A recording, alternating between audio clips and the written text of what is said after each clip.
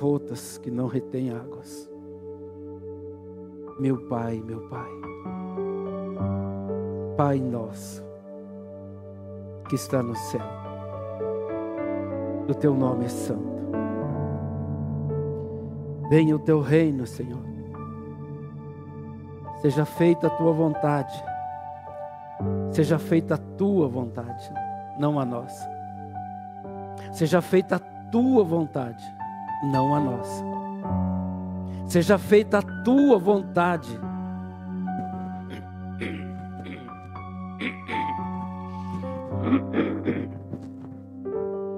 O Senhor é santo.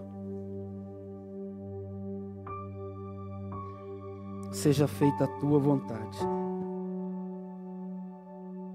Nós não compreendemos, meu Pai, mas o Senhor é santo. Os teus pensamentos a respeito dos teus filhos, os meus irmãos, são pensamentos de paz e não de mal. Sempre seja feita a tua vontade, meu Pai, aqui na terra, em nome de Jesus, em nome de Jesus, em nome de Jesus, tem misericórdia de nós. Seja feita a tua vontade. Tem misericórdia de nós, Senhor. Perdoa-nos. Perdoa a nossa ignorância. Perdoa a incredulidade. Perdoa, Senhor, em nome de Jesus. Perdoa, Senhor, a cegueira. Perdoa, Senhor, o ventre que nunca diz basta, Senhor, e os olhos que nunca cansam de ver. Tem misericórdia de nós, em nome de Jesus, em nome de Jesus. Ah, Senhor, Senhor nosso, meu menino voltou.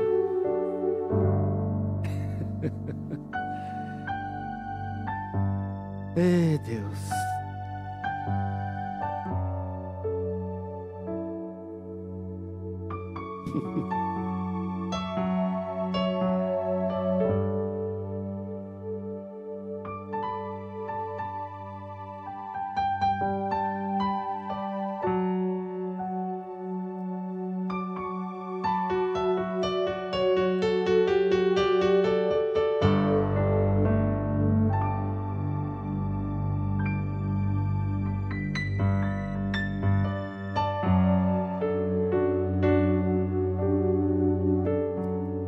A Bíblia diz: criei filhos e exaltei-os.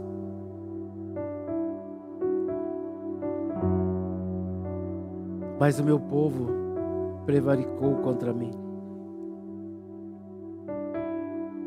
O meu povo não conhece. O boi conhece seu dono, e a jumenta a manjedoura do seu possuidor. Mas o meu povo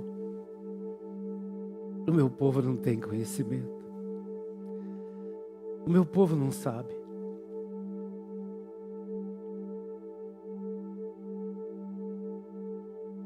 Às vezes, quando a gente fala isso, não é uma palavra para, às vezes, depreciar a fé, a vida e a comunhão de ninguém. Mas é com o objetivo de mostrar para a igreja que há infinitamente mais para nós. Há infinitamente mais. Irmãos, no mundo que nós vivemos e vendo tudo que nós temos visto, não é possível nós continuarmos vivendo como se fosse assim. Como se fosse só isso. Como que isso nos basta. E nós ficamos como igreja desfocado do verdadeiro propósito de Deus. Porque A igreja aprendeu, infelizmente, com os seus líderes que nós devemos buscar uma salvação. Então nós olhamos para o futuro e nós não focamos a vocação pela qual nós existimos em Deus para viver aqui, porque nós estamos focados numa eternidade futura. Até porque eternidade futura não existe. Eternidade é eternidade. É como a palavra diz de Jesus: eu sou o Alfa, eu sou o Ômega, eu sou o princípio, eu sou o fim de todas as coisas. Então quando ele chega e diz: a vós é chegado o reino.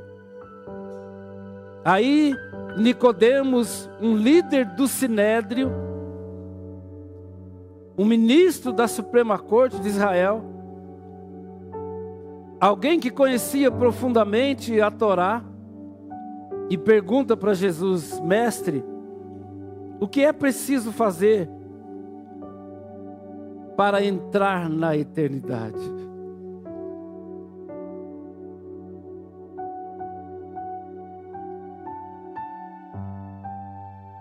Entrar na eternidade. Realmente nós precisamos entrar na eternidade. E essa eternidade não é uma expectativa de um futuro, mas é viver ela hoje, aqui e agora, como igreja de Deus. Amém, gente? A igreja precisa ter os seus olhos espirituais abertos para compreender 3 coisas básicas que precisam ser muito claras na nossa vida, como pessoas, como ser criados. Nós precisamos ter um conhecimento claro, uma convicção de identidade. Quem nós somos. Isso vem sido falado há anos, sobre identidade. Nós precisamos ter uma convicção clara. Irmãos, não são palavras. De onde nós viemos, de origem. Por séculos, os homens entendiam e até aceitavam a loucura de alguém que disse que nós éramos descendentes de macacos. Então nós precisamos ter essa convicção pela palavra de Deus, quem nós somos, de onde nós viemos e por que nós estamos aqui. Por que, irmão, que nós estamos aqui? Eu falei há pouco tempo, não sei se foi no púlpito, se foi na liderança. Foi na reunião de sábado, com os líderes no Hortência. E eu falava para um grupo de pessoas sobre a igreja, ela tentar resolver os problemas da igreja, né, a partir da forma, para a essência, para os princípios. A igreja nunca vai conseguir resolver os problemas partindo da forma, dos métodos, para os princípios, para a essência. Se nós não partirmos da essência para a forma, como diz a palavra de Deus, e Deus os criou à sua imagem, a forma, conforme a sua semelhança. Se nós não partirmos da semelhança para a forma, nós nunca vamos viver o propósito da nossa vida. Nós existimos para podermos viver um único propósito de Deus para a nossa vida, de sermos filhos de Deus e de sermos famílias de Deus. Amém, gente? Essa foi a mente de Deus quando Ele nos criou, para que nós possamos viver todos os dias da nossa vida, sabendo que há uma vida verdadeiramente abundante, uma vida abundante, e essa vida abundante só é possível viver quando nós entramos no reino, quando nós entramos na eternidade de Deus. A vida abundante, ela não existe fora da eternidade de Deus. A eternidade de Deus, o alfa e o ômega. Se é vida eterna, ela não é uma vida futura, ela é uma vida eterna, que existe desde sempre. E quando nós passamos a existir como pessoas, para um propósito de Deus, na eternidade de Deus, para que nós não viéssemos a morrer, mas viver e viver abundantemente. Em Deus, amém, queridos? Em Deus. Eu quero ler um texto que ele é até meio chocante para nós, mas eu espero que realmente nos choque. Que nós venhamos a ter um choque de realidade. Em nome de Jesus. O desafio desta igreja em especial, enquanto eu estiver aqui, enquanto eu tiver vida, nós precisamos buscar essa vida eterna, abundante, fluindo de nós, não pelo que nós fazemos, mas pelo que nós somos em Deus. Não pelo que você faz, mas por quem você é. Essa mentalidade escrava de nós buscarmos a ganhar o mundo por aquilo que nós fazemos e não fazer o que é necessário fazer por aquilo que nós somos. Esta é a visão de reino. A visão de império, de escravidão é: nós temos direito se nós fizermos. Aí então tudo que nós fazemos porque temos direito. Nós discutimos com o outro porque é meu direito. Nós muitas vezes perdemos a visão, a convicção e o propósito, porque nós tratamos o outro, nos relacionamos com o outro baseado em direitos, e não naquilo que nós somos e que representamos um para o outro. Quem eu represento para você e o que é que você representa para mim? Nós somos irmãos. Nós temos um pai. Nós somos uma família. Lá na sua casa, se você sentar na mesa, se o teu irmão não tiver crédito no seu cartão de crédito, ele não come? Sim ou não? Come, porque é irmão e é filho. E quem provê é o pai. Quem põe na mesa é o pai. A igreja erra por causa disso, irmãos.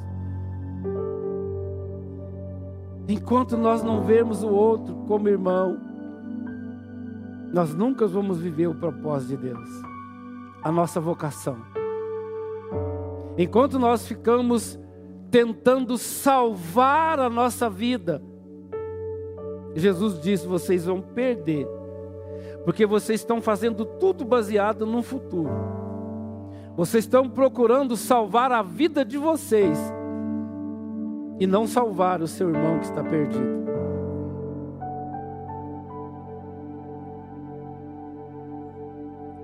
Quando a igreja vai mudar essa mentalidade?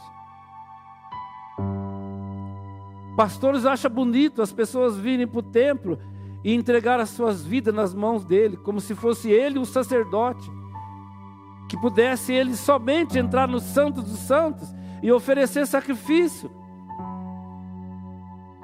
Mas a Bíblia diz que o véu do templo foi rasgado de alto a baixo. Todos nós temos acesso.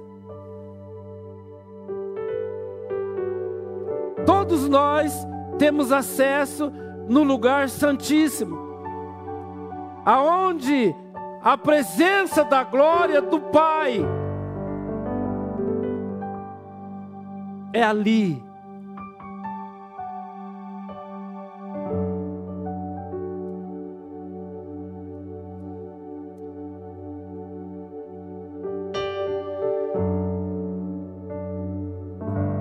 Meu sonho, irmão, em nome de Jesus, Paulo fala assim: eu oro todos os dias para a igreja, como diz o irmão Alexandre, para a igreja de Corinto, para que o Deus e Pai do nosso Senhor Jesus Cristo vos ilumine os olhos do vosso entendimento,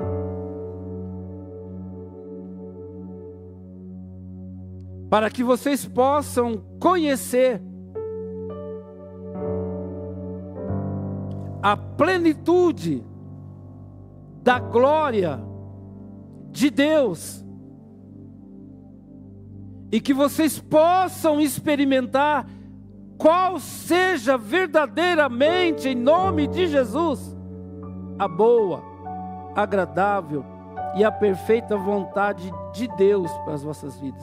A vontade de Deus, a vontade de Deus, e não a sua vontade.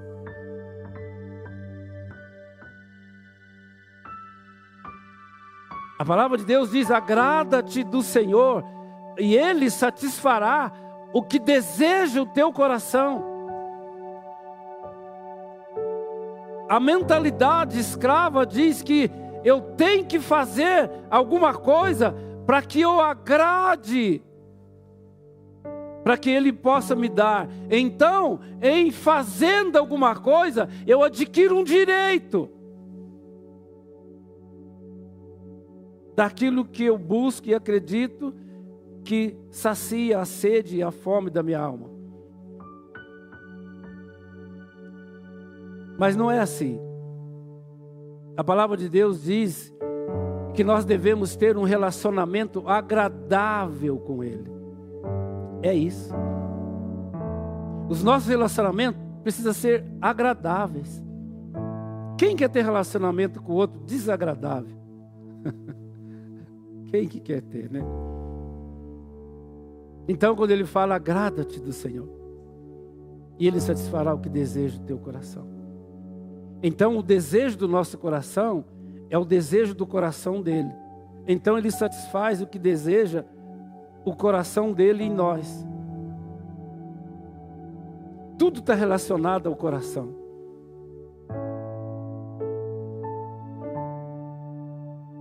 Às vezes nós trocamos alguns princípios comparando império e reino. Nós não podemos trocar, por exemplo, os nossos dízimos, as nossas contribuições, achando que isso pode substituir a nossa santidade. E também não podemos achar que a nossa frequência nos cultos, no templo, ela pode substituir a consagração da nossa vida. Tudo que nós somos, para um relacionamento agradável com o Pai, não com Deus. Aquilo que muitas vezes para nós passa a ser um ritual.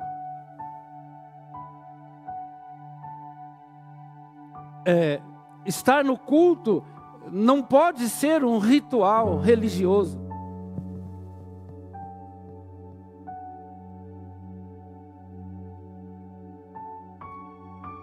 O ritual religioso não transforma as nossas vidas. O ritual religioso não transforma a vida de ninguém. Desde a época de Jesus, quando o império de Roma, ele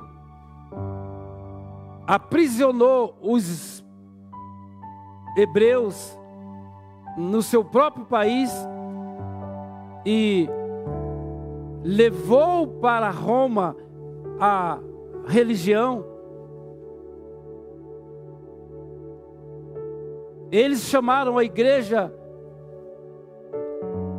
católica, apostólica, romana, e criaram um ritual religioso. Mas o nosso Pai, Ele não quer saber nada disso.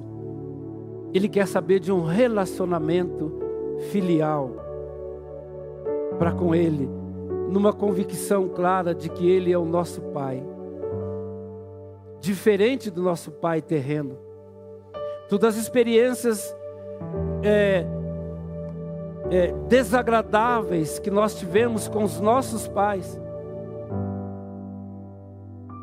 não pode determinar a nossa forma de viver. Ela precisa ser determinada pela consciência de quem nós somos nele. Nós não somos filhos dos homens, nós somos filhos de Deus. Nós não nascemos da vontade da carne, nem da vontade do sangue, nem da vontade do varão. Nós nascemos de Deus. Nós somos filhos de Deus. Jesus foi numas bodas e chegando lá acabou o vinho. A sua mãe chegou e disse para dois momentos em que ele faz questão de mostrar que há uma necessidade de uma transformação do ser a partir da renovação do entendimento. Primeiro, a mãe dele fala: filho, acabou o vinho. Ele fala para ela: mulher, o que eu tenho contigo? Não é chegada a minha hora. Até aquela hora ela não tinha entendido ainda que ele veio para resgatar o que se havia perdido. Resgatar a nossa condição de filhos de Deus, trazido da eternidade dele para a terra, para que ele, como pai, usando o seu poder divino para criar filhos e formar uma família, e assim nós assentarmos na mesa e partir o pão.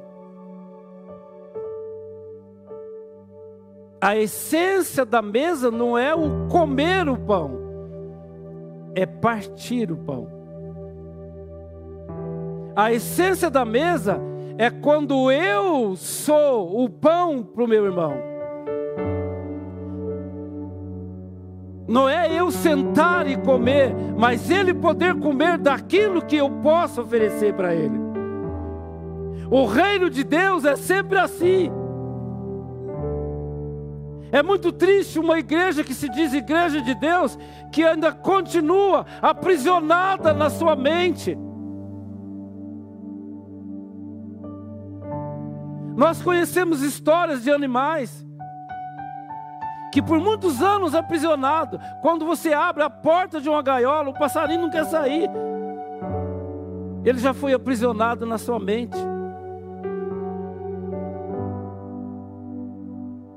o povo de Israel no deserto, Deus liberta eles depois de mais de 400 anos de cativeiro. Eles saem e Deus não leva ele para o caminho mais perto, para a terra prometida, mas leva ele para o caminho do mar, para o caminho das dificuldades, para que ele pudesse mostrar o seu poder, o seu amor e a sua fidelidade para com eles. E mesmo assim, eles queriam voltar para o Egito, por causa de alho, irmão, por causa de cebola, por causa de panela de carne. Então os pastores, ouça, irmão, os pastores erram muito de achar que eles podem suprir o ventre carnal, terreno, humano, que nunca é saciado, com palavras persuasivas de sabedoria humana. Mas o homem, o pastor, precisa ser um instrumento de Deus para esta verdade que liberta. O ventre nunca diz basta. Não adianta pastor ficar achando que é Deus na vida das pessoas. Nós somos pó, nós somos irmãos, nós temos as mesmas falhas, os mesmos sentimentos, as mesmas paixões, os mesmos medos. Então o que importa é que nós somos irmãos. E quando assentamos na mesa, nós queremos partir o pão um com o outro. O segundo momento, lá naquelas bodas, quando chega uma pessoa e fala, mestre, isso foi até antes, né? Do primeiro fato do vinho. Ele diz, está lá fora sua mãe, seu irmão e as suas irmãs. E ele fala, quem é? Quem é? Às vezes nós falamos com tanta naturalidade que nós não valorizamos essa verdade. Imagina alguém que chega lá para Jesus e fala, mestre, está lá fora sua mãe, seu irmão e suas irmãs. Ele pergunta para a pessoa, na sua visão, quem é a minha mãe, meu irmão e as minhas irmãs? Minha irmã e meus irmãos.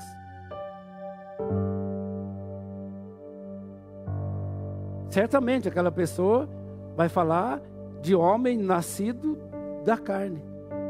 Mas ele diz, a minha mãe, minha irmã e meus irmãos são aqueles que fazem a vontade do meu Pai que está no céu.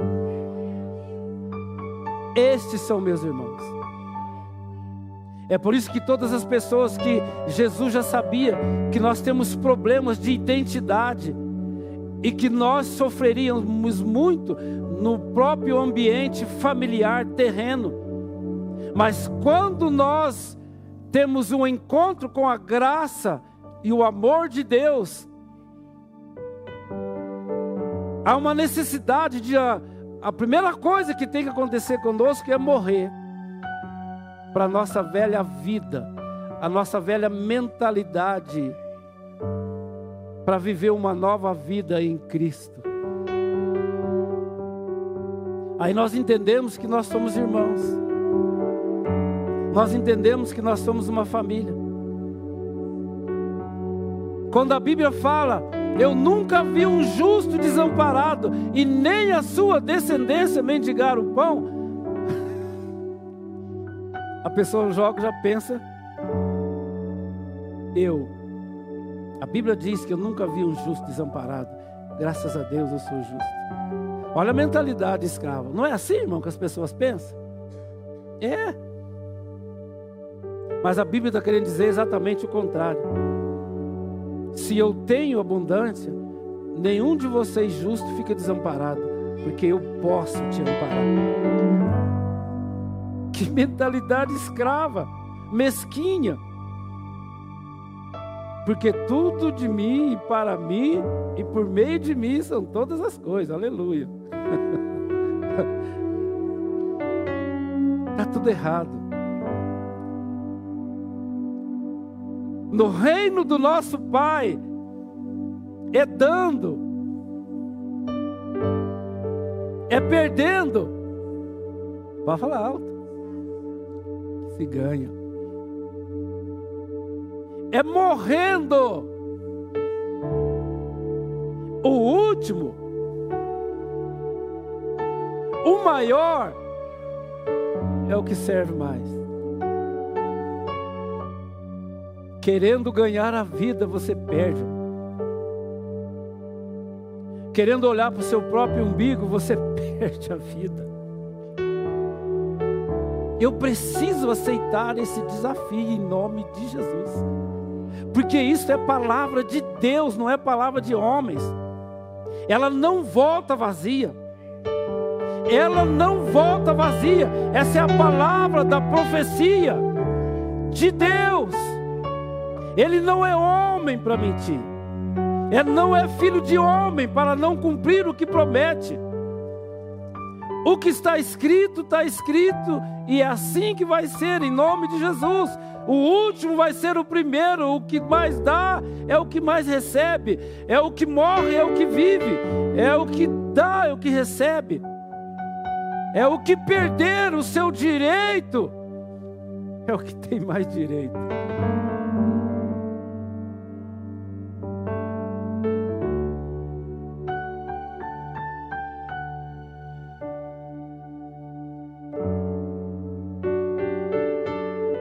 Às vezes quando eu subo aqui, é tanta coisa para falar que eu tenho que ficar escolhendo o que eu vou falar aqui. É difícil. Vamos ler um texto, porque... Amém, queridos? Irmãos, Deus, querido, tem misericórdia de nós. Põe lá Isaías, a versão da minha Bíblia é... Eu quero ler na minha versão, João Ferreira de Almeida, revista e corrigida. Aleluia. Manair, ei Manair, ela faz cada desaforo pra gente, Deus me livre.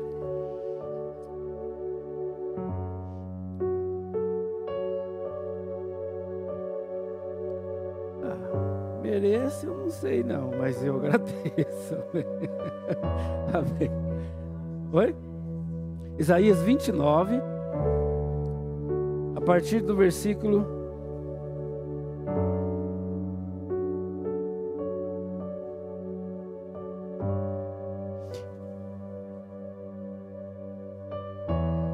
Vamos ler a partir do 9. Se lesse o texto todo era uma beleza, né? Mas vamos partir do 9. A hora passa muito depressa, né?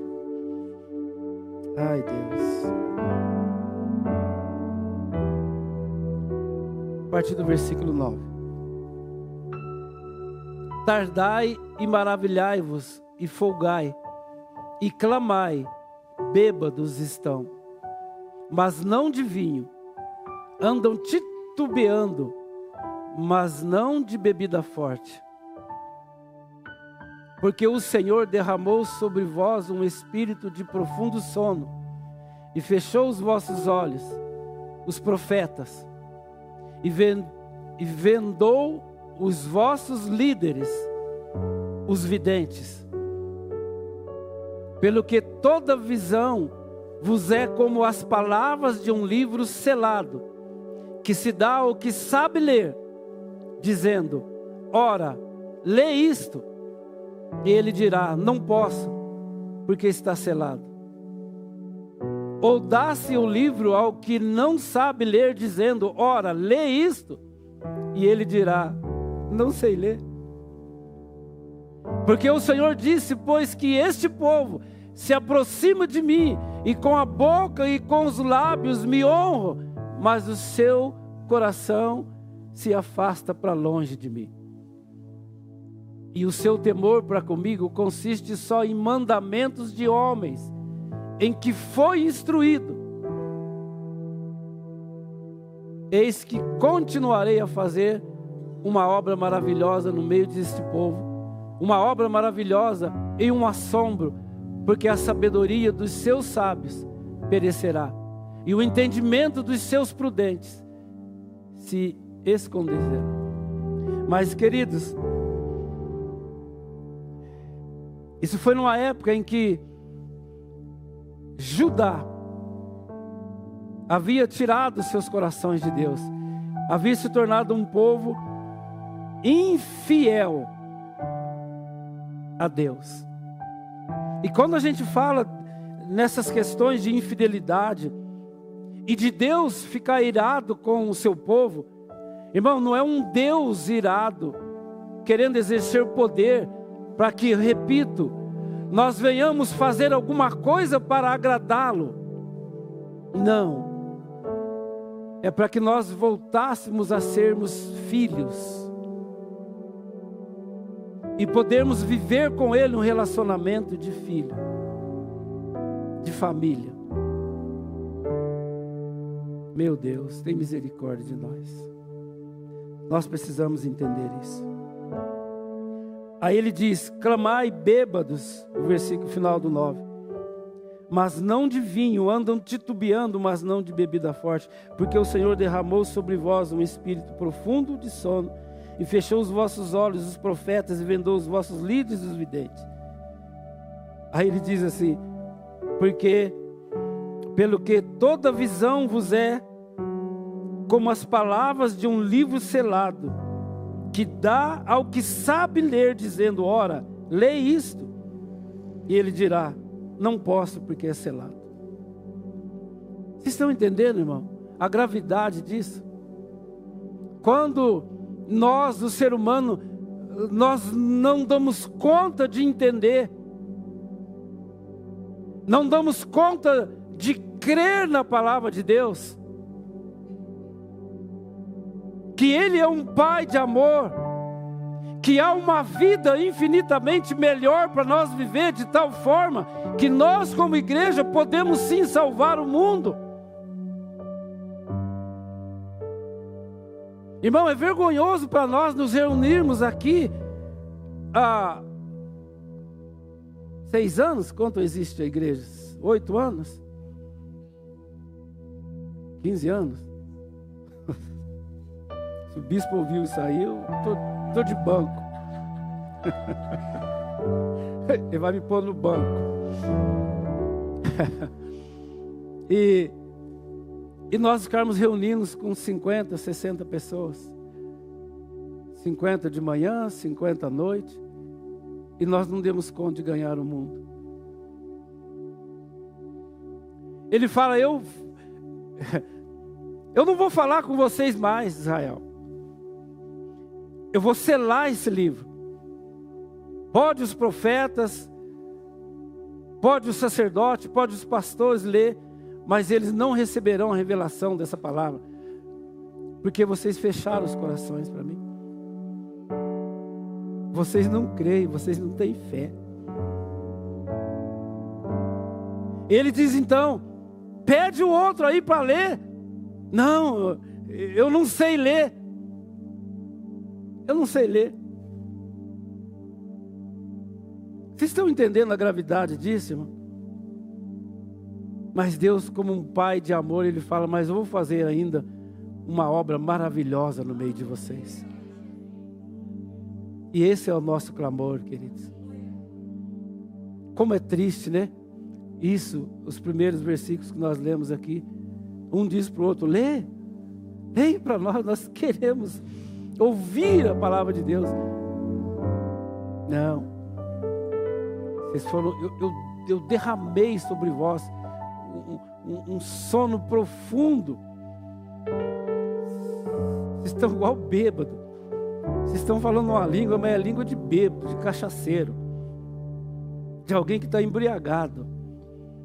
Vocês não estão falando a palavra da verdade. Vocês estão falando qualquer outra coisa aí. É de quem é bêbado, de quem está com a mente embriagada, de qualquer outra coisa, mas que não seja do Espírito. Vocês podem ler, mas não vão entender nada. Sabe por quê, igreja? Por uma única coisa. Porque tirou o coração de mim. Nós não podemos continuar vindo no templo para receber. Nós temos que vir para compartilhar Deus uns com os outros. Lá em Oséias, no capítulo 5, ele fala assim: eu não tenho prazer nas festividades e nas solenidades, nos cultos solenes que vocês fazem. Oséias capítulo 5.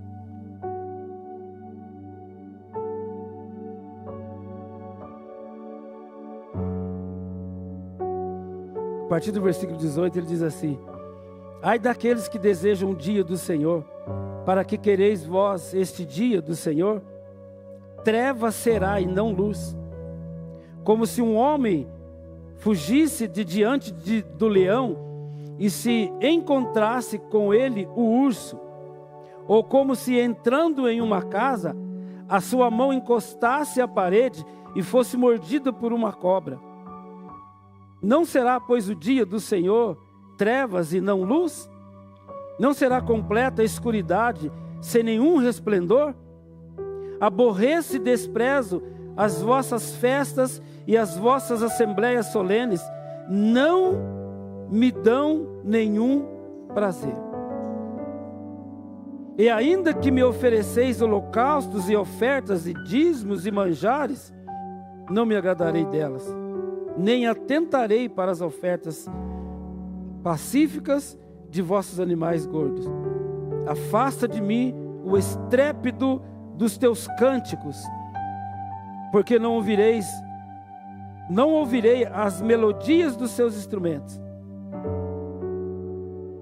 Irmãos, eu estou só lendo isso para mostrar para vocês como que nós devemos nos comportar no templo.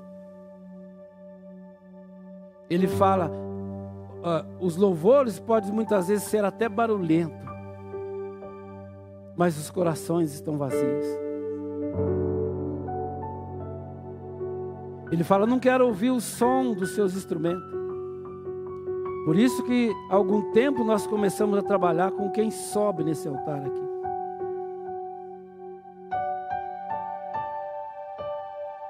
Porque nós precisamos tomar posse dessa eternidade abundante de vida de Deus. Eternidade, irmão, é aqui e agora. Nós precisamos viver isso, amém? Amém. Em nome de Jesus, nós precisamos entrar nisto. Quando ele fala entrar na eternidade, não é nós morrermos no físico e ir, não, é entrar a eternidade, irmão, está em pleno vigor. E nós só podemos encontrar vida abundante, nós só podemos ser bem-aventurados se nós entrarmos nessa eternidade, nesse reino de Deus que é eterno, que é inabalável, amém, queridos? Então, de tudo que você tem que guardar, guarda o seu coração, amém? Glória a Deus por isso, em nome de Jesus. Como é bom nós podermos viver